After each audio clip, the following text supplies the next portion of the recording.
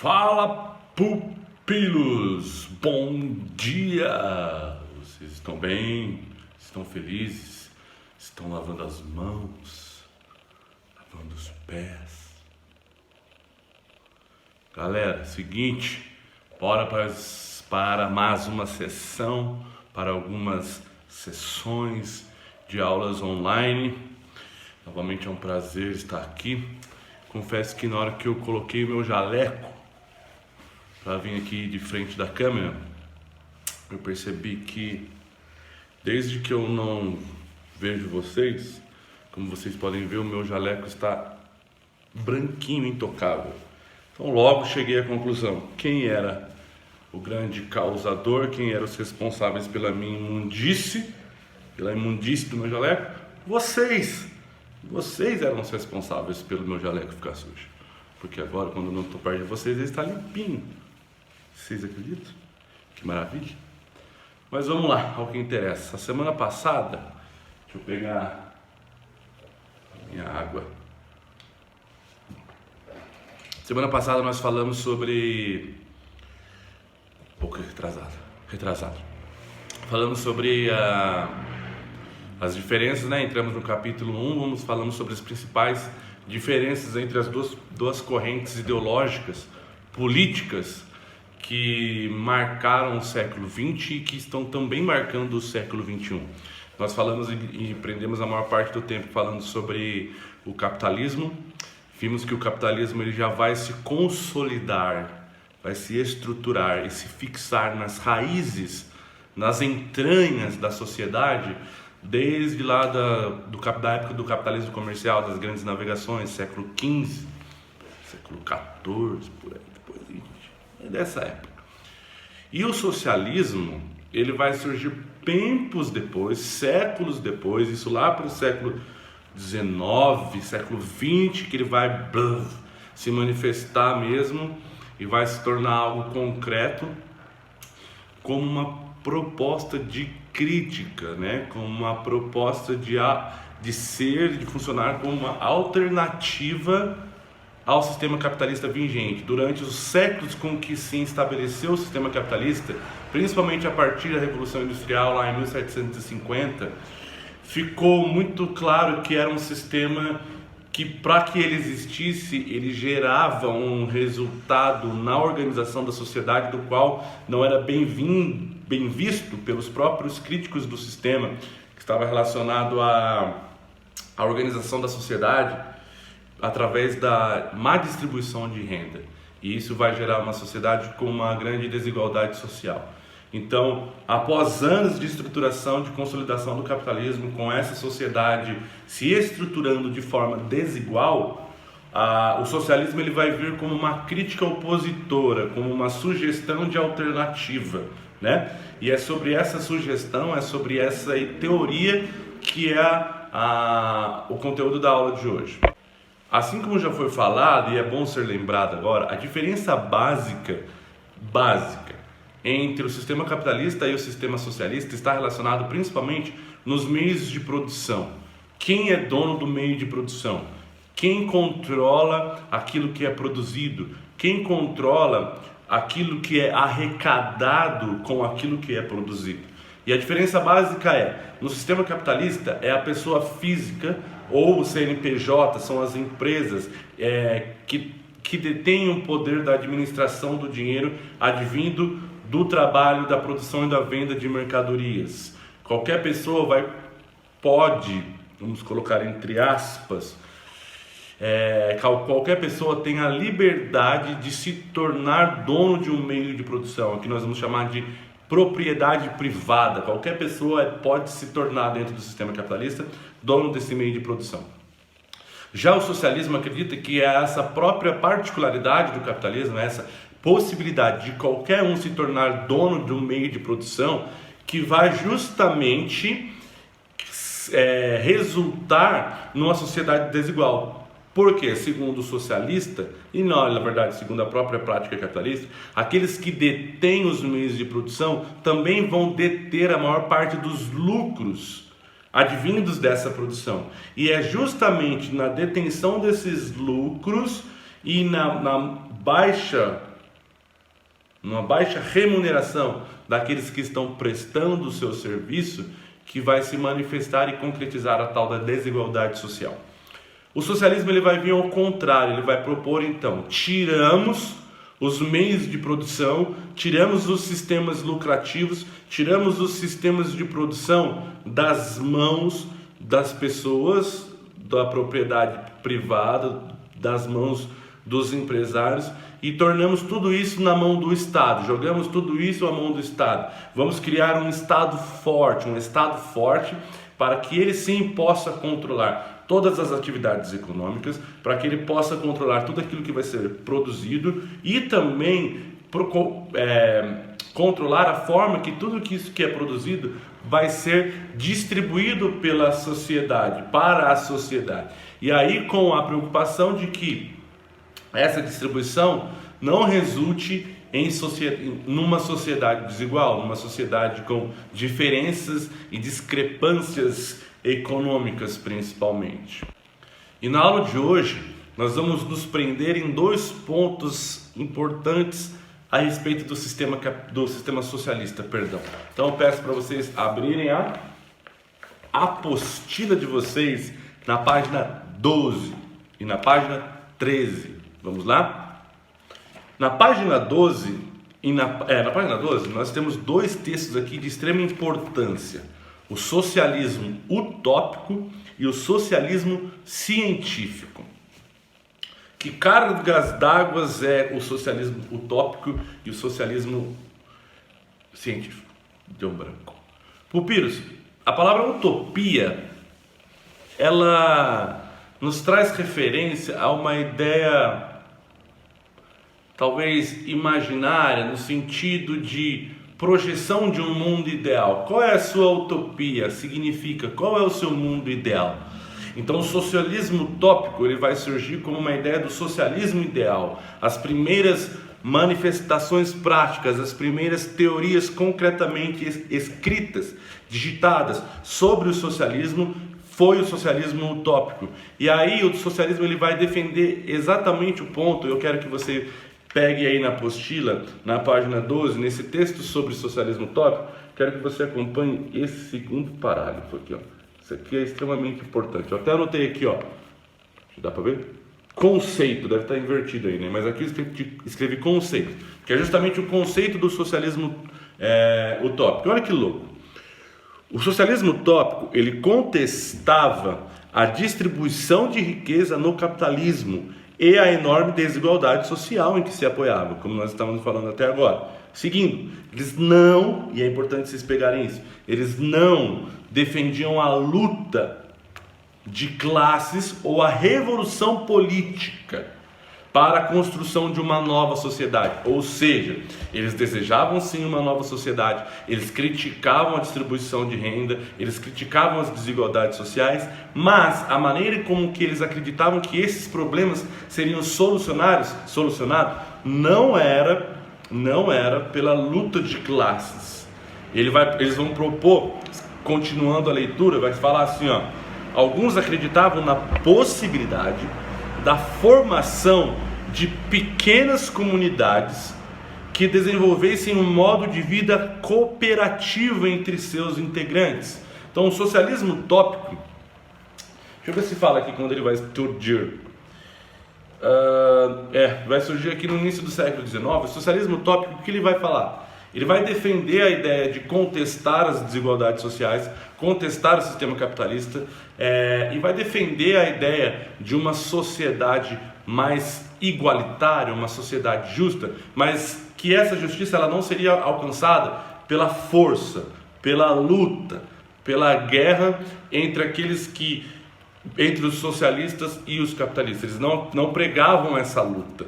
Eles acreditavam que, na verdade, essa revolução, essa reforma no sistema econômico partiria do ponto onde todos os cidadãos, toda a sociedade, principalmente os empresários, vivessem numa espécie de comunidade e os bens seriam compartilhados entre eles.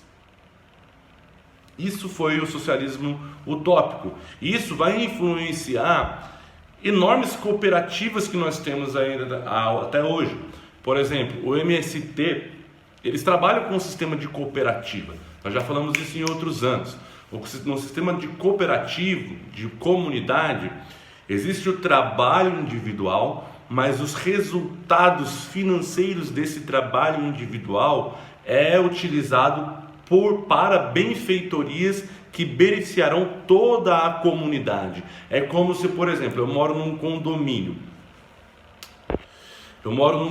Chegou uma mensagem que está me atrapalhando. E aí é como se todo mundo aqui compartilhasse das mesmas contas, como todo mundo aqui compartilhasse da mesma rentabilidade. Eu tenho meu trabalho individual, mas grande parte daquilo que eu ganho é doado para a minha comunidade no condomínio, para que todos possam usufruir de melhorias e benfeitorias a partir daquilo que eu trabalho, certo? Essa era a ideia de que o socialismo utópico acreditava de que nós mudaríamos a sociedade capitalista. Agora, é no socialismo científico que vão surgir figuras importantes e muito faladas e discutidas até os dias de hoje, que é a figura do Karl Marx e a figura do Friedrich Engels, sociólogos que pegaram a teoria dos socialistas utópicos, reanalisaram o sistema capitalista, reavaliaram a metodologia utilizada pelos teóricos do socialismo utópico. Como assim metodologia? A metodologia no aspecto de como que eles propuseram recodificar ou transformar a sociedade através das comunidades. E aí eles reavaliaram e chegaram à conclusão que essas comunidades elas não funcionariam. E aí qual vai ser a proposta?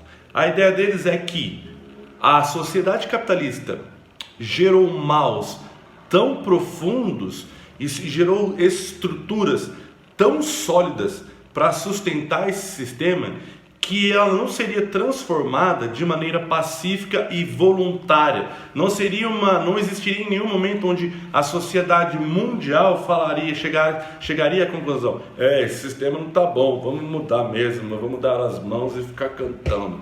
Eles não acreditavam nesse despertar de consciência coletivo, e eles acreditavam que sim, para mudar a estrutura rígida econômica de desigualdade social gerada pelo capitalismo, só tinha uma solução: a luta, o conflito entre aquilo que eles vão chamar dos operários, vamos dizer assim, e a classe burguesa, né? A luta de classes que já era estabelecida pelo próprio capitalismo. Eles vão acreditar que essa revolução, essa transformação só vai ser possível através da conquista ou da luta revolucionária dos operários. É a partir de aí que esse conceito ele vai ganhar o status eu quero tentar ser o máximo neutro nessa colocação. Ele vai ganhar o status de violência, o status de revolta. A palavra revolução tem um prefixo parecido com a palavra revolta. E a revolta não é de todo mal, porque ela é a manifestação de uma indignação. E essa indignação, muitas vezes, ela precisou ser na violência. Então vamos pegar o caso de George Floyd, que foi assassinado, acho que é esse o nome dele, foi assassinado pelo policial lá nos Estados Unidos. E aí os negros foram às ruas e cometeram sim até atos de violência, mas isso era uma expressão da sua própria revolta. Então, na verdade, o que Marx e Engels eles vão defender dentro de suas teses é que a revolução, a transformação da sociedade, ela não virá de forma pacífica, ela teria que vir através do choque, do conflito, da luta entre aqueles que estão abaixo da classe privada, dos mantenedores, dos donos do meio de produção, contra aqueles que são os próprios donos do meio de produção. Então, qual é a principal diferença entre o socialismo utópico e o socialismo científico? O socialismo utópico acreditava no despertar da consciência e numa revolução comunitária. Já o socialismo científico, eles acreditavam na luta, na revolução, na tomada de poder, na tomada dos meios de produção por parte dos operários sobre os meios de produção da propriedade privada, certo? E a partir disso eles defendiam a tese da construção de uma sociedade agora não comandada mais por empresários ou pelos donos de meios de produção, mas comandadas pelos operários, e futuramente esse próprio Estado formado pela força operária, uma hora deixaria de existir e a sociedade funcionaria sem Estado, simplesmente comandado pelas organizações operárias, vamos dizer assim, que estabeleceriam princípios de igualdade social entre todos. E pupilos, o socialismo científico foi o principal agente teórico motivador de revoluções socialistas que se espalharam pelo mundo. Então, o próprio capítulo ele vai dar alguns exemplos. A Revolução Socialista que vai acontecer na Rússia, acho que em 1917, se eu não me engano, que vai desencadear no fim do Império Russo e no desenvolvimento da construção da União Soviética, a União das Repúblicas Socialistas Soviéticas. Também vai influenciar a Revolução Cubana, que foi a expulsão de governos pró-capitalistas e de governos capitalistas e a instalação de ditaduras socialistas comandado por Fidel Castro, comandado por Che Guevara. Outras revoluções socialistas inspiradas pelo socialismo científico vão acontecer em alguns países da Ásia, como até hoje na Coreia do Norte e também na China. A China acaba sendo uma exceção, porque todo o mundo socialista que existiu a partir do século XX, eles, por terem sido isolados economicamente do resto do mundo, eles não suportaram a existência ausente da economia global. A China observou essas quedas e conseguiu fazer adaptações do seu sistema econômico. E a gente vai falar sobre ela mais para frente, mas ela sobrevive até hoje. E grande parte da ideologia da construção do Estado chinês é influenciado pelo socialismo científico e pelo socialismo utópico até os dias de hoje. E pupilos, o engraçado, vamos dizer, não engraçado, mas a grande questão é que essas ideologias que se manifestaram no século XX, elas acabaram se tornando sistemas polares e polarizaram o mundo inteiro, colocando cada um desses polos como centros de conflitos até os dias de hoje. Então, durante a segunda metade do século XX, pós-Segunda Guerra Mundial, quando a gente vai iniciar o período que nós vamos conversar mais para frente sobre Guerra Fria, a manifestação disso na prática foi um grupo de país socialista contra um grupo de país capitalista. E essa luta, ela se estendeu além das questões econômicas e se tornou lutas do qual um país guerreava contra o outro por conta dessas diferenças ideológicas, né? As questões, elas ultrapassaram a necessidade de transformação da sociedade, se tornou uma luta ideológica do qual nação lutou contra nação, poderosos ficaram disputando o poder com outro poderoso e outros poderosos, e grande parte da sociedade civil, tanto do mundo socialista quanto do mundo capitalista, sofreu muito com isso, né? No final das contas, uma das questões que descredibilizou o socialismo instalado dentro da União Soviética e nos outros países é que, no fundo, essa revolução socialista, ela não beneficiou a sociedade, o coletivo de cada um desses países. Ela continuou beneficiando uma minoria, como o sistema capitalista já fazia há muitos anos, né? As pessoas que participavam do Estado soviético se beneficiaram muito mais do que a própria população da União Soviética. A população que... Deixa eu dar um pause porque tem um cachorro latindo infernalmente aqui do lado de casa. Voltando, a população de Cuba não se beneficiou das mesmas vantagens do que aqueles que participavam da cúpula do socialismo cubano e da organização estadual do socialismo cubano. E eu estou tentando, de maneira nenhuma, não estou tentando criticar o sistema socialista, Estou falando que ele foi descredibilizado porque ele não solucionou o problema do qual ele se propôs a solucionar. Então imagina o seguinte, você vai para o médico e fala, doutor, estou doente, o que você tem? Tenho tal. Aí o médico te receita um remédio. Você toma o remédio e você não sara. Você vai continuar tomando o remédio? Não, você vai procurar outra alternativa. Então o que eu estou querendo dizer? Que dentro da proposta do qual se propôs e se estabeleceu o sistema socialista, ele não solucionou os problemas que ele havia prometido solucionar. O resultado disso foram descredibilidades por parte da própria população que viviam nesses países. Então a população russa manifestou insatisfação contra o sistema soviético, a população cubana manifestação contra a Revolução Cubana, e isso se tornou quase que unanimidade em diversos outros países socialistas também, tá? Para finalizar esse ponto, é lógico que, e também o sistema capitalista é óbvio a desigualdade e os problemas que eles geram. Eu estou tentando mostrar para vocês que eu não estou defendendo um lado nem outro, tudo bem? Eu acho que os dois fracassaram. Tanto o sistema socialista quanto o capitalista, eu acho que eles são geradores de problema. Nós não conseguimos encontrar ainda uma outra maneira de gerar uma sociedade com menos desigualdades sociais. Quem sabe os socialistas utópicos não estavam certos. Mas daí nós vamos ter que aprender a dividir. Nós não sabemos muito dividir, né? Nós temos dificuldade. Mas enfim, isso é um assunto para uma outra hora. Tá certo, meus pupilos? Então, sistema socialista, propriedade de produção pertence ao Estado.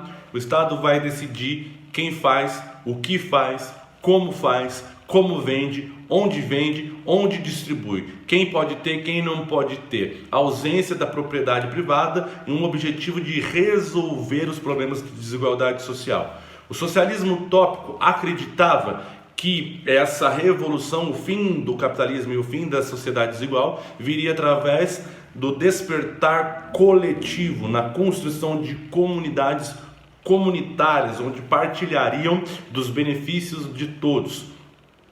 O socialismo científico vai se influenciar pelo socialismo utópico, só vai tirar a parte do despertar pacífico e voluntário e vai acreditar que essa transformação virá pela luta de classes, pelo proletário contra os donos do meio de produção. Frederick Engels e Karl Marx vão ser os principais pensadores e representantes dessa teoria do socialismo científico, que vai influenciar a revolução socialista na Rússia, revolução socialista em Cuba, na China, na Coreia do Norte e alguns outros lugares, certo? E olha que interessante, deixa eu ver se na apostila fala aqui. Para finalizar, teve um cara na página 12, o terceiro parágrafo aqui, ó, que ele vai construir uma empresa, ele é influenciado pelo socialismo utópico. Ele vai construir uma empresa, certo? E aí o que ele vai propor? Ele vai dar aos funcionários quase que o mesmo salário que ele, que era proprietário, na ideia de compartilhar os bens. E vai com uma proposta de distribuição de renda mais justa entre os próprios trabalhadores. Vai também permitir os trabalhadores ter o mesmo peso de opinião sobre as decisões que os próprios caras que trabalhavam na gestão da empresa tinham. O resultado disso é que essa empresa não vai conseguir se sustentar durante muito tempo e também vai entrar em falência. Então, pupilos, não sei na verdade quem está certo. Tudo bem? Até a próxima aula. Love vocês. Saudades. Se cuidem.